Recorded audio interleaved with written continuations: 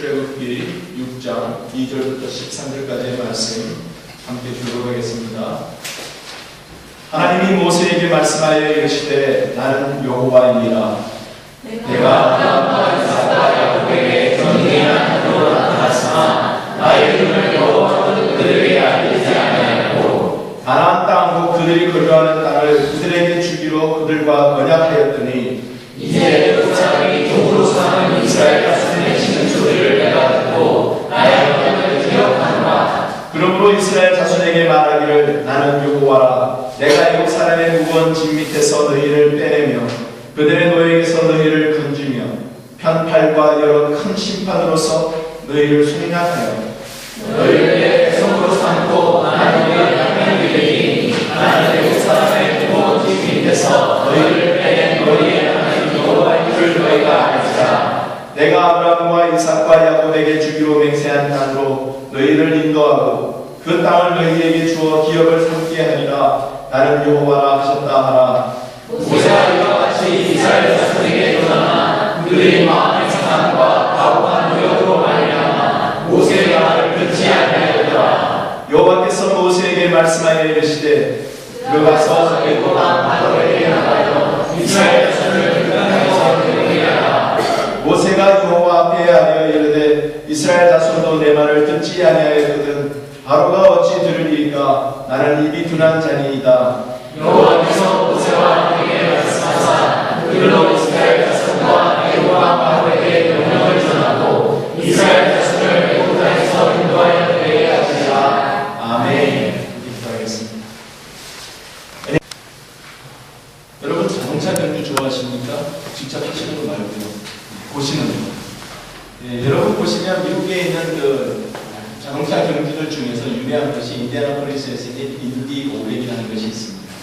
그 인디 500은 500마일을 달린다는 거예요. 그래서 그 트랙이 2.5마일이니까 몇 바퀴를 돌아야 됩니까? 200바퀴를 돌아야 됩니다. 자동차 경주는 상당히 장거리 경주이죠. 그렇게 달리는 그 경주 속에서 처음에 시작하여서 쉬지 않고 달리는 차는 한 대도 없습니다. 중간에 그 두덩이라고 하는 그 핏으로 들어가서 반드시 타이어도 교체하고 밸브도 채우고 그렇게 해서 다시 또 달리는 그런 일을 우리가 보게 됩니다. 그 핏에 들어가면 그 크루들이 신속하게 움직이는데 적어도 6명에서 12명이 한조가 되어서 거기에서 뭘 하는지 아십니까?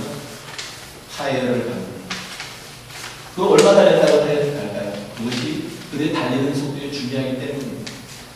그리고 가스도 더 집어넣습니다. 퓨얼도 집어넣고요. 그리고 한 사람은 잭만 들고 있어요. 그래서 뒤에서 잭을 올리면서 바퀴를 갈 수 있도록 도와주는데 그 크루 중에 한 사람, 중요한 사람이 한 사람이 있습니다. 그 사람은 소화기를 들고 있는 사람이에요. 소화기를 들고 있는 사람이 뭐하는 줄 아십니까? 연료 탱크에서 흘러지는 몇 방울의 연료를 그 위에다가 뿌린답니다. 왜냐하면 그 몇 방울이 차가 달리면서 발열돼서 불이 붙으면 터지고 불이 타기 때문에 그렇게 위험하기 때문에 소화기를 들고 있는 사람이 그 사람이 항상 대기하고 있다고 합니다. 그 일들을 그 핏에서 하게 됩니다. 왜 할까요? 시간이 낭비하기 위해서가 아니에요. 그것을 통해서 그걸 해야만 끝까지 완주할 수 있기 때문입니다. 끝까지 달려가기 위해서는 그냥 무조건 달리는 것이 중요한 것이 아닙니다. 중간에 반드시 이런 교체하고 채우고 또 닦고 뿌리는 그런 작업이 꼭 필요하다는 얘기입니다. 새 힘을 얻어야 됩니다. 우리의 믿음의 여정 가운데서도 우리가 채우고 어루만짐 받고 다시 또 뿌려지고 그래서 새 힘을 얻어서 믿음의 여정을 계속해서 달려갈 수 있도록 하나님께서 오늘도 우리를 부르고 계십니다. 우리를 너무나 잘 아시는 하나님이시죠. 우리를 너무나 잘 아시는 하나님이 우리에게 어떻게 그런 새 힘을 주시는지 오늘 복음 말씀을 통해서 함께 은혜 나누기를 원합니다. 하나님은 우리를 직접 만나주세요. 오늘 복음 말씀에도 보면 하나님께서 모세를 만나셔서 그 모세에게 새 힘을 주시는 그런 장면입니다. 근데 모세가 요청한 적이 없어요. 항상 여기 말씀에 보면 그 모세가 힘들어할 때 모세가 앞에 큰 장벽을 만났을 때 그래서 낙심되어질 때 그때마다 하나님이 찾아오세요. 하나님이 찾아오셔서 모세에게 얼음 만들어주시고 모세를 또 새 힘을 주시고 또 모세에게 여러 가지 많은 필요한 요소들을 말씀으로 또 명령으로 말씀해 주셔서 또 새 힘을 얻도록 하나님께서 허락해 주십니다. 하나님이 직접 만나주신다. 여러분, 우리는 만남이 얼마나 중요한지 모릅니다. 만남은 하나님께서 허락하셔요. 우리가 계획하지 않은 만남들도 참 많이 있죠.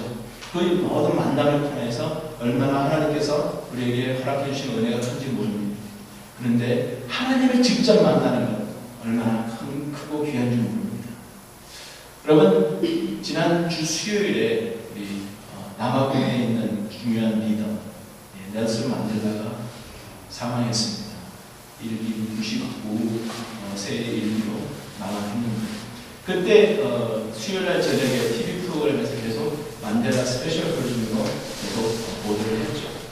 그 중에 하나 그의 생애를 쭉 담았다는 내용들이 있었습니다. 그의 타이틀이 뭔지 아십니까? 그 프로그램의 타이틀이 Man Who Changed the World. 거기에 나왔던 그 프로그램에 나와서 있었던 사람들은 대부분이 다 만델라를 만났던 사람들. 그래서 만델라로 인해서 그 어떤 면이 좋았고 그래서 통해서 어떤 영향을 받았고 그가 어떤 변화를 이루는지에 대한 이야기를 쓰고 있습니다. 만델라의 겸손한 점에 대한 이야기도 했습니다. 만델라의 그 리더십에 대한 이야기도 했습니다. 근데 저는 개인적으로 보면서 참 중요한 포인트가 있었던 게 그가 용서하던 사람이었다는 것이죠. 그는 27년 동안 감옥에 있었죠. 백인 우월주의 사상이 만연했던 그 남아공에서 흑인으로서 감옥에 들어갔으면 얼마나 어려운 일을 하겠습니까? 그는 27년의 그 감옥 생활을 다 마치고 나온 후에도 그는 마음에 있는 어머니신 것을 감싸고 있는 것이 아니라 그는 모든 흑인들에게 용서하라는 용서만이 모든 그 갈등과 분쟁을 해결할 수 있는 길입니다라고 얘기하며 우리가 들고 있는 총을 바다에 다 던집시다라고 강하게 외쳤던 사람입니다. 용서가 우리에게 얼마나 큰 변화를 주는지 그것이 다른 사람들에게 얼마나 큰 영향을 끼치는지 알 수 있습니다. 여러분, 사람 한 사람 넬슨 만델라라는 사람을 만났으면 그 사람을 많이 변합니다. 우리의 하나님을 만날 때 우리의 삶은 귀하고 크게 변하게 될 줄 믿습니다. 여러분, 하나님 만나셨습니까? 여러분, 하나님 만나고 계십니까? 엘리야가 하나님을 만나는 장면이 나오죠. 엘리야가 하나님을 만났을 때 그 말씀에 보면 그가 하나님을 만나는 그 장면에서 고백하고 있는 내용들이 있습니다. 성경 말씀이 이렇게 기록하고 있습니다.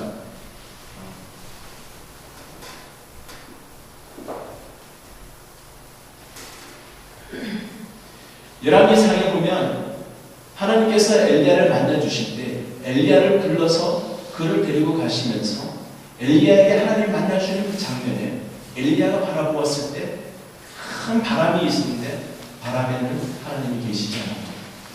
바위가 깨어졌는데 그 바위 가운데 하나님이 계시지 않았다. 큰 불이 있었는데 큰 불에 하나님이 계시지 않았다. 그 후에 세미한 음성으로 하나님께서 엘리야를 만나 주셨다라는 말씀을 하고 있습니다. 하나님이 여러분 우리 주위에 항상 우리를 만나주기를 원하십니다. 그런데 우리는 간혹 선입관념들 하나님 물 가운데서 만나주실 거예요. 바위가 깨어지는 그런 방법을 하나님 만나주실 거예요. 큰 바람이 있을 때 거기에서 하나님 만나주실 거예요.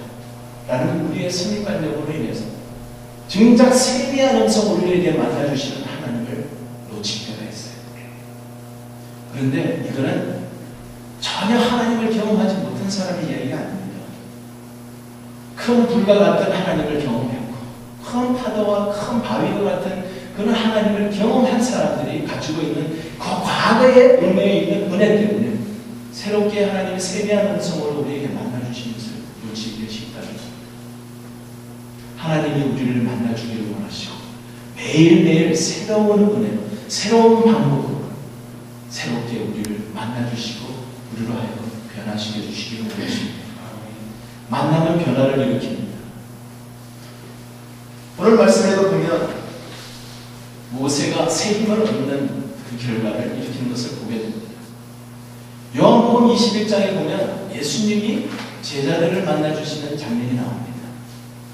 예수님께서 십자가에 못 박혀 돌아가시는 그 사건을 통하여서 제자들은 두렵고 이제는 마음에 많은 낙심이 되고 실망이 되어서 그들은 뭐라고 이야기합니까? 이제는 과거의 모습으로 돌아가자. 고기나 잡으러 가자. 그러면서 그 제자들이 갈릴리 바다 자기들의 원래의 직업으로 돌아가 버리는 그런 모습들을 보게 됩니다. 예수님이 우리에게 오셔서 이 세상에 오셔서 십자가에 죽으시고 난 다음에 부활하셨으면 사실은 구원의 모든 방편을 이루셨어요. 이제 승천하시면 되는데 왜 40일 동안 이 세상에 더 머물러 계셨을까요? 그것은 바로 그 구원의 방편을 이루어 놓으신 것에 대해서 그 일을 성취할 일꾼들을 세우시기 위하여 그 일꾼들을 회복시켜 주시기 위해서 예수님은 40일 동안 이 세상에 더 계시면서 제자들을 어루만져 주시고 회복시켜 주시는 그 일을 하셨습니다. 예수님께서 갈릴리에 가셔서 그 제자들을 만나셨을 때 특별히 예수님을 모른다고 부인했던 그 베드로에게 오셔서 개인적으로 그의 마음을 어루만져 주시고 그의 마음에 필요한 것을 하나님이 채워주시죠. 여러분 오늘 말씀에도 보면 출애굽기 6장 9절을 보면 이스라엘 자손들이 그들의 마음이 상하고 가혹한 노력으로 인해서 모세의 말을 듣지 않았다는 말씀이 나옵니다. 사람들에게 마음의 상처가 생겨지면 그 마음의 상처로 인해서 하나님의 말씀에 기울이지 않는 결과가 생기기 쉽습니다. 그것을 하나님이 고쳐주기를 원하십니다. 여러분 우리 손이나 우리 피부에 상처가 나면 그거를 그냥 가만히 두면 그 상처난 부분이 어떻습니까? 딱딱해져요. 아물면서 딱딱해집니다. 보통 그 부드럽던 피부가 딱딱해져요. 그것이 자연 가만히 두면 그렇게 되는 결과입니다. 성경에도 보면 사마리아인에 대한 이야기가 나오죠. 선한 사마리아인. 강도 맞는 사람에게 그 상처를 어떻게 치유해 줍니까? 포도주를 붓고 거기다가 뭐를 발라줘요? 기름을 발라주라고 해요. 그 딱딱한 피부를 상처난 딱딱한 부분을 그것으로 깜빡해져 있는 부분을 오일을 불어서 부드럽게 해주라는 거죠. 마음의 상처가 딱딱해지면 우리는 오일을 발라야 됩니다. 성령의 기름을 발라야 돼요. 성령의 기름 부어주셔서 그 마음에 있는 것들을 용서로 그 마음에 있는 것들을 사랑으로 품어주어서 다시 원래의 피부처럼 깨끗하게 회복시켜주시는 우리 하나님. 예수님께서 베드로에게 나타나셔서 하시는 말씀입니다. 그 마음에 있는 마음의 상함으로 인하여서 힘들어하고 있는 베드로. 그래서 과거의 모습으로 돌아가 버리려고 하는 자연적인 인간의 본성. 그것을 아시는 주님이 베드로에게 나타나셔서 그 딱딱한 부분을 털어내게 만듭니다. 드러내라. 가리지 말고 드러내라. 그러면서 주님이 베드로에게 뭐라고 하시죠? 베드로가 직접 고백한 거 아니에요. 주님이 끌어내시는 거예요. 네가 나를 사랑하느냐? 네가 나를 사랑하느냐? 네가 나를 사랑하느냐? 세 번이나 묻습니다. 베드로에게 필요한 그 순간이었어요. 베드로에게 자기의 마음에 있는 딱딱한 부분, 깜빡해져 있는 부분, 상처로 인하여서 상함으로 인하여서 깜빡해져 있는 부분을 남에게 보여주지 않으려고 덮어놓았던 것들을 내어놓고 입으로 직접 고백하려는 주님이시죠. 왜요? 회복시켜 주시기 위해서. 네가 날 사랑하느냐? 그렇습니다. 두 번째도 그렇습니다. 세 번째도 그렇습니다. I love you. 주님은 우리가 가려놓았던 거, 볼 수 없는 상처까지 내어놓고 주님 앞에 고백하고 성령의 기름 부음으로 이전보다도 더 부드럽고 더 깨끗하게 하나님 회복시켜 주시기를 원하십니다. 그 하나님 앞에 우리의 삶을 내어놓으시기를 바랍니다. 하나님이 만나 주시는 것은 바로 이런 회복을 우리에게 허락해 주시기 위하셨습니다. 만남은 관계를 맺게 합니다. 새로운 관계, 관계의 회복, 온전한 관계. 베드로를 만나 주셨을 때 이제 주님과의 새로운 그 관계를 회복하게 됩니다. 그래서 주님께서 그 다음에 분부하시는 말씀, 내 양을 먹이라. 그 일을 위해서 그는 주님과의 관계로부터 시작하여 그의 삶을 하나님이 맡기신 그 일을 하는데 삶을 바쳤습니다. 주님과의 관계로 인하여 우리는 우리의 삶이 변하고 우리의 삶 전체를 주님 앞에 드리는 결단으로 헌신을 할 수가 있는 것입니다. 주님과의 관계를 회복하시기를 바랍니다. 하나님 앞에 헌신하는 것 하다가 그만두고 싶은 마음이 생겨요. 그러나 하나님과의 그 관계가 확실하면 어떠한 장벽이 있어도 어떠한 상황이 있어도 어떠한 어려움이 있어도 우리는 그것을 계속해서 목숨이 다하는 그날까지 지속할 수 있습니다. 그러기에 주님과의 관계 회복이 얼마나 중요한지를 말씀해 주고 있습니다. 하나님은 우리를 만나주시되 그냥 무서운 분으로 만나주시는 것이 아니라 친밀한 관계를 회복하기 위해서 만나주십니다. 오늘 말씀의 본문의 처음 부분을 이렇게 얘기합니다. 하나님께서 모세에게 찾아오셔서 하시는 말씀, 나는 여호와입니다. 나는 여호와입니다. 하나님은 무서운 분이라고 구약에서는 많이 표현되어지고 있습니다. 공의의 하나님이에요. 전능하신 능력의 하나님이에요. 하나님의 뜻을 이루기 위해서 많은 원수들을 멸하시는 분이에요. 그것을 보면 하나님은 엄청 무섭게 느껴질 수가 있습니다. 그러나 모세에게 나타나셔서 하나님께서 본인을 소개하시면서 나는 여호와니라라고 이야기합니다. 이 여호와라는 이름을 여기서 나를 그렇게 표현한다라고 나를 그렇게 불러라라고 이야기하면서 이 대목이 처음이라고 이야기합니다. 물론 아브라함이 하나님께서 떠나라고 부르셨을 때 자기의 모른 땅을 떠나서 본향을 떠나서 나왔을 때 하나님께서 약속하신 가나안 땅으로 왔을 때 거기에서 제단을 쌓으면서 거기에서 여호와의 이름을 불렀더라라고 얘기합니다. 그것은 하나님의 이름, 여호와의 고유한 이름이기 때문에 하나님의 여호와라고 이름을 부르기보다는 하나님을 불렀다라고 우리가 생각할 수 있습니다. 여기서는 하나님 스스로가 여호와라고 이야기를 하는 내용은 여호와는 하나님의 퍼스널한 고유한 이름이에요. 그래서 나는 하나님에 대해서는 아도나이라고 엘로힘이라고는 성경에서도 부르지만 하나님이라고 하는 여호와라는 이름이 나오면 감히 부르지 못했어요.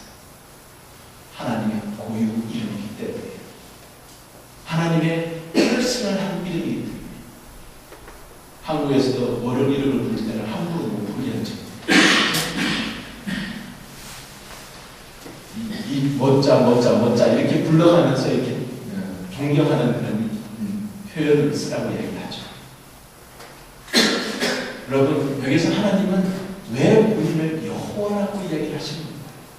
개인적인 이름을 불러가면서 하나님과 친밀한 관계를 갖기를 원하시기 때문에 제가 청년 때 결혼하기 전에 중고등부를 맡아서 이제 교사로 섬겼던 적이 있습니다.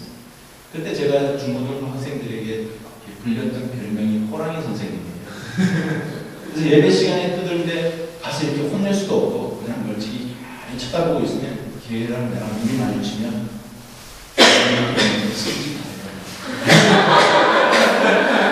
그래서 무서워서 똑바로 하고 그런 경우들이 많이 있었습니다.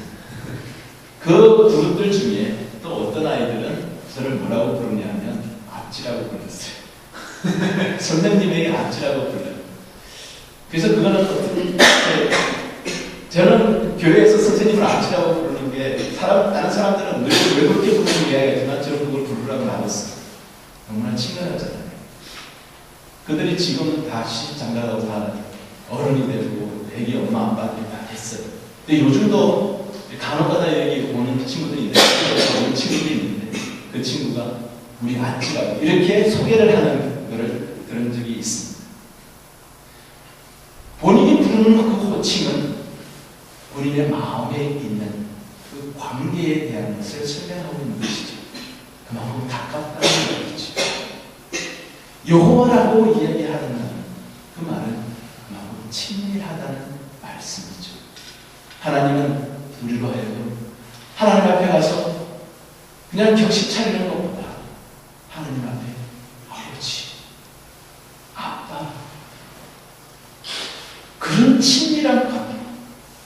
나 오늘 속상했어요. 나 오늘 힘들었어요. 하나님 앞에서는 눈물을 가릴 것 없이 그냥 쏟아낼 수 있어요. 그런 친밀한 관계를 하나님이 원하십니다. 지금도 저를 은서봐 이렇게 부르는 친구들이 있습니다.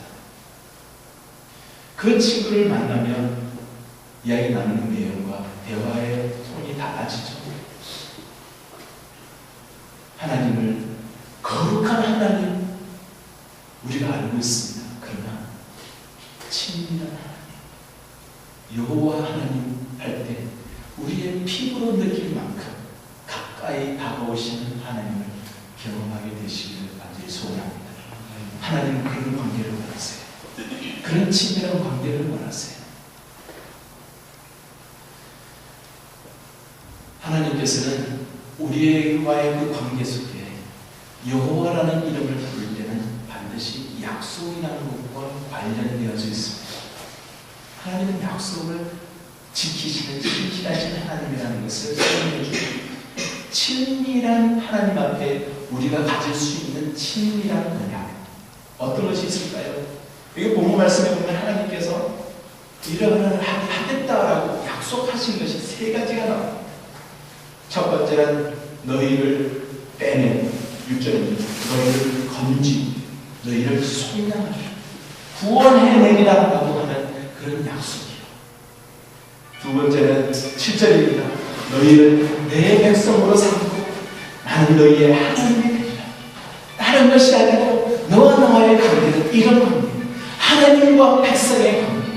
어떤 엄격하고 무서운 관계가 아니라 사랑하는 백성이요, 사랑하는 하나님과의 내 백성이요, 내 하나님이라고 하는 앞에 소유격이 붙으면서 친밀한 그 관계를 그대로 설명하고 있는 그런 하나님의 모습, 표현을 우리가 할 수 있죠. 하나님은 그런 하나님이세요. 너는 내 아들이라, 너는 내 딸이라. 그것이 하나님 우리에게 주시는 약속입니다. 너희를, 8절입니다. 너희를 인도하고 그 땅을 너희에게 주어 기업을 살게 하리라. 하나님은 이 약속을 통하여서 하나님은 우리에게 공급하여 주시는, 아버지는 우리의 모든 필요를 아시고 우리의 모든 필요를 채워주시는 그런 친밀한 하나님 우리 아버지시죠. 하나님이 바로 우리에게 필요한 기업을 너희에게 그대로 주리라라고 약속하셨다는 것을 설명해 주고 있습니다. 근데 여기서 중요한 것은요, 하나님께서 맹세했다라고 얘기하고 있습니다. 이 맹세했다는 것은 손을 들다, 지게는 원문에 보면 지게관에 손을 들다라는 뜻이, 하나님이 우리를 위해서 손 들고 선서하신다. 손 들고 두 손 들고 우리를 위해서 약속하신다. 하나님 우리를 두 손 들고서 내가 너희와 맺은 모든 약속을 지켜준다. 내가 너를 사랑하고 너희 필요를 채워주고 네가 힘들어하는 그런 업무인 속에서 빼내어주고 건져주고 속량하여주고 내가 너희 하나님이 되고 너는 나의 백성이 되고 너에게 약속한 그 땅 필요한 모든 것을 공급하여 주는 그 약속을 내가 지키마, 내가 지키마 손으로 보여주시는 모습이에요. 하나님 그런 분이에요. 엄한 목소리가 아니라 하나님이 직접 손드시 선서하듯이 맹세하시면서 우리에게 확실하게 약속하시는 하나님이십니다. 그 하나님, 그 신실하신 분 반드시 이루시는 분이시라는 것을 우리가 믿어야 합니다. 하나님께서 이런 친밀한 관계를 맺는 것은 우리에게 얼마나 큰 힘을 주시는지, 그 관계를 매일매일 생각하시면서 새 힘을 매일매일 얻어나가는 우리의 삶이 되기를 주님의 이름으로 축원합니다. 하나님께서 모세에게 이제는 다시 한번 또 해야 될 새로운 비전을 말씀해 주시면서 그에게 또한 새 힘을 주셨어요. 여러분, 우리가 무엇을 바라보느냐가 상당히 중요합니다. 여러분, 운전을 하실 때도 제일 갓 레인으로 갈 때 보면은 갓줄이 있습니다. 넘어가지 말라고. 근데 우리는 넘어가지 말라고 그거는 갓줄을 자꾸만 보게 됩니다. 그걸 자꾸 보다 보면 우리는 차는 자꾸 갓쪽으로 가게 됩니다. 우리가 무엇을 보느냐에 따라서 우리가 가는 행보가 흔들릴 수도 있습니다. 우리는 항상 멀리 바라보아야 합니다. 앞을 바라보아야 합니다.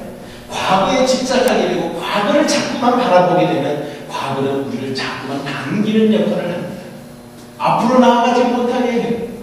우리는 앞으로 멀리를 바라보며 하나님께서 이루실, 미래에 이루실 일, 바로 그 우리를 통해서 이루실 그 큰 일, 그 비전을 바라볼 때 우리에게는 바로 나아갈 수 있는 새 힘을 얻게 되는 것입니다.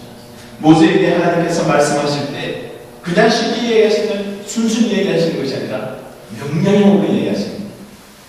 왜요? 이 모세의 참 연약한 모습이 보이죠. 이스라엘 자손에게 가서 말씀했더니 그들이 마음 상하고 가오문을 너무 많이 하면서 모세의 말을 듣지 않았어요. 그랬더니 모세가 마음이 또 상했어요. 그러면서 이스라엘 자손도 내 말을 듣지 않는데 내가 어떻게 바로에게 가서 이야기하겠습니까? 라고 이야기했죠. 그런 모습을 보며 하나님은 뭐라고 이야기하십니까? 모든 일이 다 명령형이에요. 가라! 강하게 이야기하십니다. 그리고 13절에 보면은 한국말 표현에는 그들도 이스라엘 자손과 애굽왕 바로에게 명령을 전하고 너무 부드러워요. 간접적으로 보여요. 그렇죠?